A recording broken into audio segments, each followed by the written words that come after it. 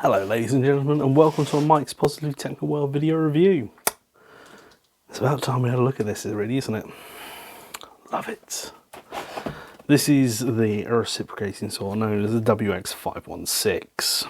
It's brushless, it's big, it's gnarly, and we're going to have a look at it.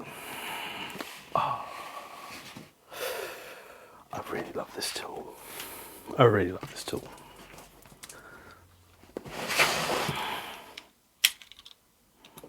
Slicey slice.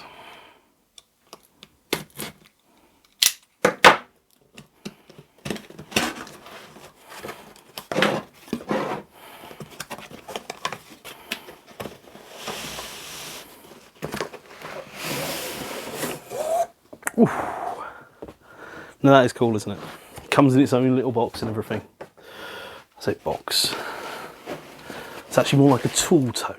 Worx branded as well, very nice touch, Worx. And look at that, straight out the box. You can go to your thing that you want to chop or cut down. I've never had to unzip a product before. Behave. Inside the bag that came inside the box, you'll find the blades, the instruction manual for the charger if you have the wx516, or if you've got wx516.9, you won't have that. You'll also find an instruction manual to guide you through all the features, I suppose an on-off switch and how to change the blade at a rough guess. But let's not be facetious, let's find out what there is. Also does various methods of how to cut various materials and what blades to use with what as well. Can be quite handy. And a troubleshooting guide. Fairly basic, then what do you expect? It's a saw. You also have the very handy WA3014 4-amp Pro battery.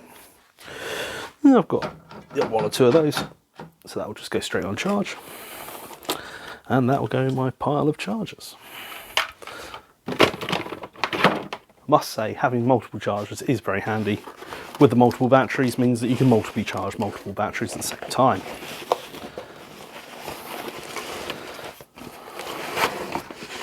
Let's just get rid of the bag for a second. We'll be coming back to it.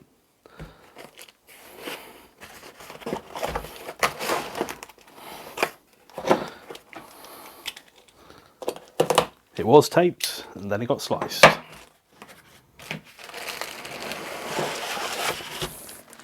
Packaging can go on the floor. Oh, look at it. Just look at it. Wow. I'm so stoked to do this. I've got such an awesome thing lined up for it as well. So here you have it, guys. The wx516. Oh, the true two-handed. Interesting, it's got a two-position lockout. I wonder if that's meant to be sprung. But it's a switch. It can be operated from both sides. You have a pendulum lock or pendulum unlock. Cool. I think we'll keep it in pendulum lock mode for now. I believe it's that one. So that's pendulum, non-pendulum. So it's got a brushless motor and it certainly feels like it. And the end, oh, look at that! Just, oh my god, sorry. That's a moving shoe faceplate. It's very, very manly. Am I allowed to say manly still? It's very, very heavy duty shoe on the bottom there. Just, oh, it's just naughty. So let's SDS. Huh? Oh, look at that! It rotates. That's got some seriously firm grip on that. I know it has. You can feel from the side of that cam. That's a fair bit of effort even for me to do that. And then this, oh, this pushes the shoe out. Okay. So the shoe actually has multiple different settings. I didn't even read that in the manual.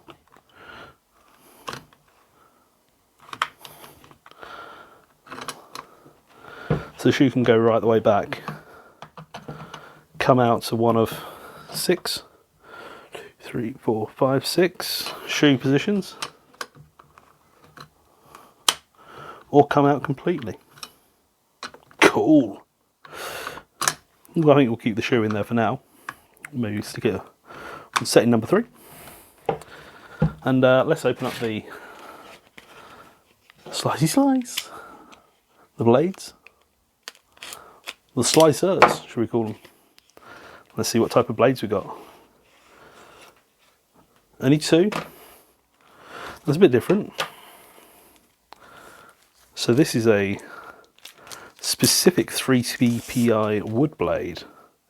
Now I can tell you some stuff about 3TPI and wood, and this particular, what they call hook pattern blade, is designed for up to 2 inches of use of material on a bandsaw, because I've got a bandsaw and I've got blades hanging up there, and this is actually exactly the same pattern, as I will show you, as a 3TPI bandsaw blade. Exactly, they're hook over style blades, and that is also 3TPI, and as you can see there, it's exactly the same as a bandsaw blade. This is how mad, let's be honest, it's semi psychopathic this machine is. It's got a bandsaw blade, a rigid bandsaw blade as a blade. It's also got a metal cutting blade. That's a very fine, that's probably an 18 TPI at a rough guess. 18 TPI is good for cutting metal. It's also very flexible. Malleable steel as well, it's very good. But as always, I think actually what we're going to do first, we're actually going to load it with metal. We'll do it in the workshop, Joey. To insert it, you saw that in the corner there. Actually, let's just take the foot out of the way, because we can do that. You'll see down the throat, you see that? Of course you can. We're just going to insert it, lift up the locking cam, insert it fully, and that piston, if you like, is then locked in place. We're going to put the shoe back in.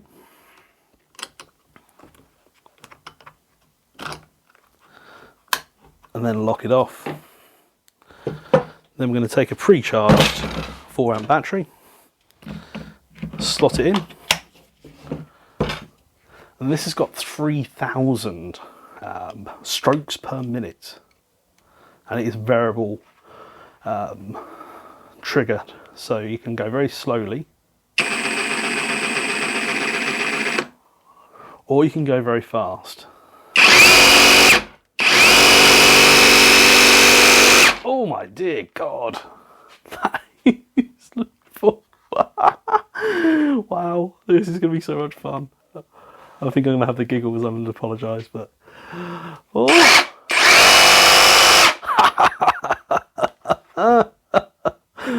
Wow, that laughs especially for the wx516. Wow. So I think what we need to do is I need to go off into my little archive now. I don't know how long you've been following my channel and whether or not you remember this video, but about a year ago or so I done a video on the wx812, which was the angle grinder, and we had lots of fun destroying aimless locks and various bits and pieces, all in the name of seeing how good the wx812 was, the angle grinder, the brushless angle grinder. But luckily I thought, for no apparent reason, I'd keep all the discarded metal pieces for a rainy day. And so here we are. Do you remember the railway tie? The the unobtainium lock, the rather cruddy Yale supposedly high security lock, the £150 On Guard by Motrax The Beast lock shackle and lock. Yep, I've still got all those bits, and thankfully some of them will ride again. So let's go get the jaw horse out and put a little bit of safety equipment on and put some goggles on.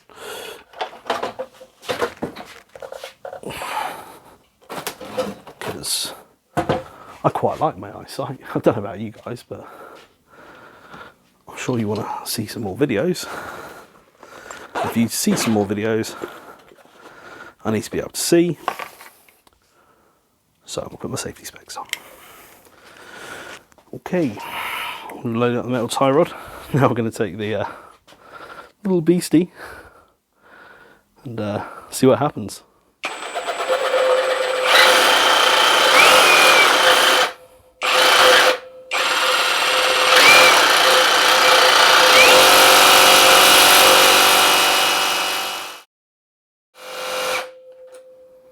As it happens, not a lot. It's a bit weird.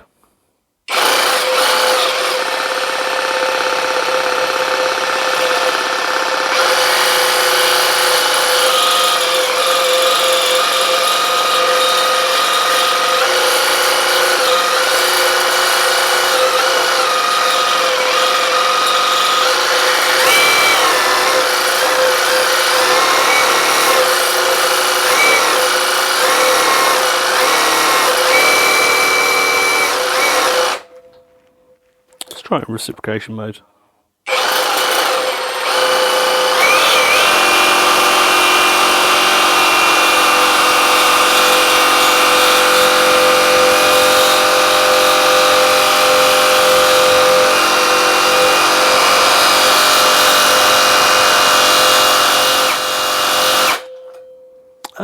Yeah, genuinely. All that happens is the blade goes blunt. That's interesting. That really is quite interesting. Maybe that just proves how tough this piece of metal really was. I mean, seriously, it's just... that's all it's done. And then look what's happened to the poor blade. There is no blade. Okay, well, it's failed that test. I say failed. It just, the metal that it tried and shot was harder than what it was.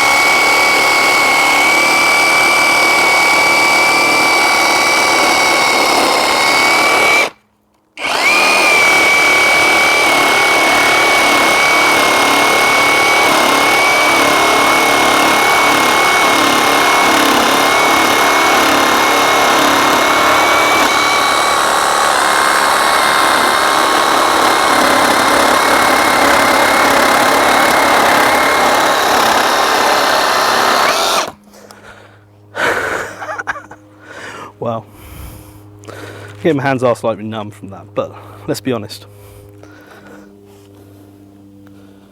Nobody in their right mind would actually use it as an actual practical cut, but it will do it.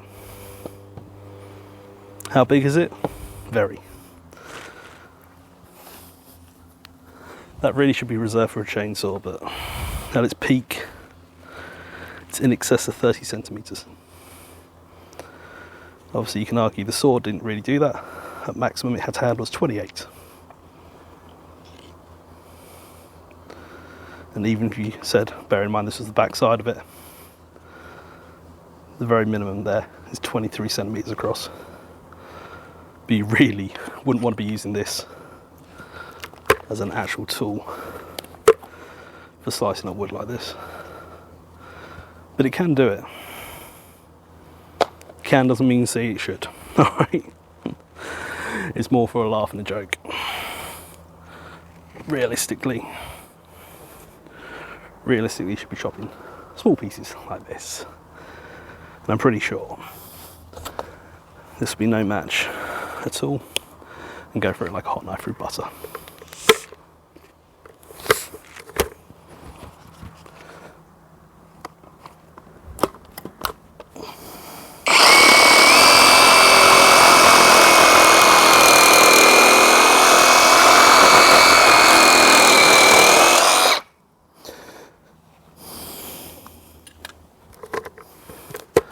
The hot knife has gone through the butter. I mean, that's only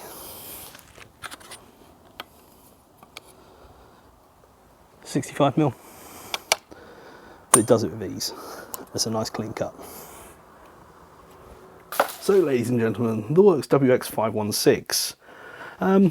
Well, what can I say about it? It loves to chew through wood.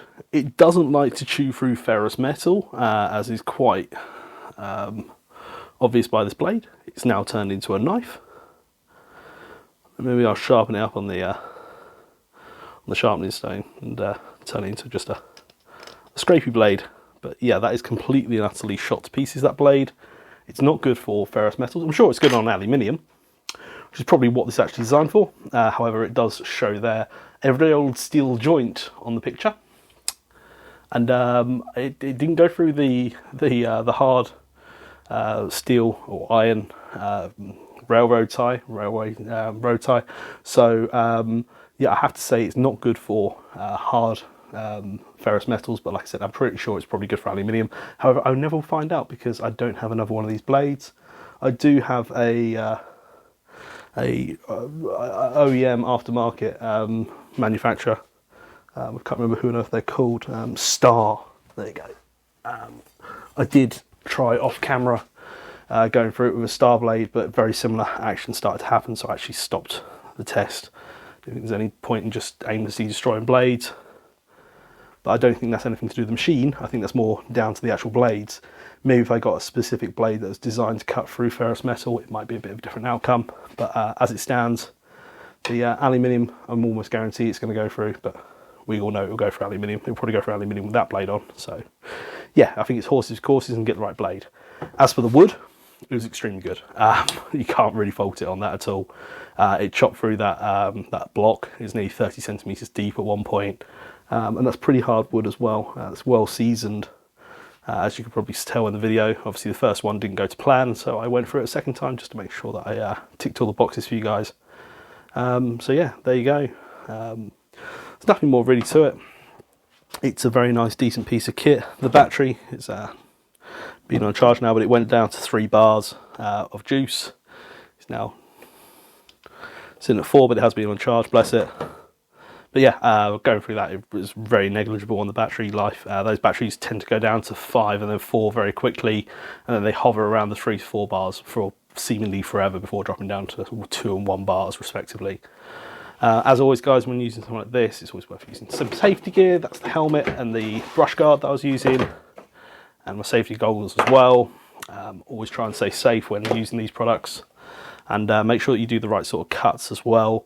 There is a guide which I'm going to put in on the description just to show you different types of cuts. If you're going to do live logging, you really need to bucket first, which is where you go along and take off any of the large limbs, as they're called, and then you go underneath and do like two V's.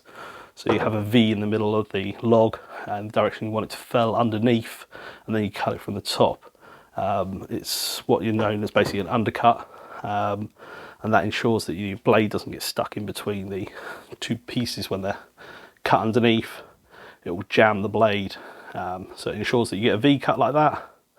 Keeps it nice and wide apart if you're doing two pieces, one from this side and one from that side, and then when you do the cut from the top here, it then makes them fall together, splits automatically, and then parts way and then down when the main branch or main side of it stays in place. Okay, so yeah, that's to do with that. Next we're going to be looking at some chainsaws. So if this is your idea of a baby version of a chainsaw, you're going to love when I do the wg516, because that is a mini chainsaw. It's going to be absolutely amazing. So really look forward to doing this next. I shall see you guys in a bit. Bye for now. Oh, as always guys, like, comment and subscribe if you do want to see more videos like this. We are aiming to increase the scope and the throw of the channel, so just even a like, comment, subscribe, share, whichever one you want, would be really, really cool. And yeah, if you really want to, hit that bell for more great videos. Thank you very much. Bye for now.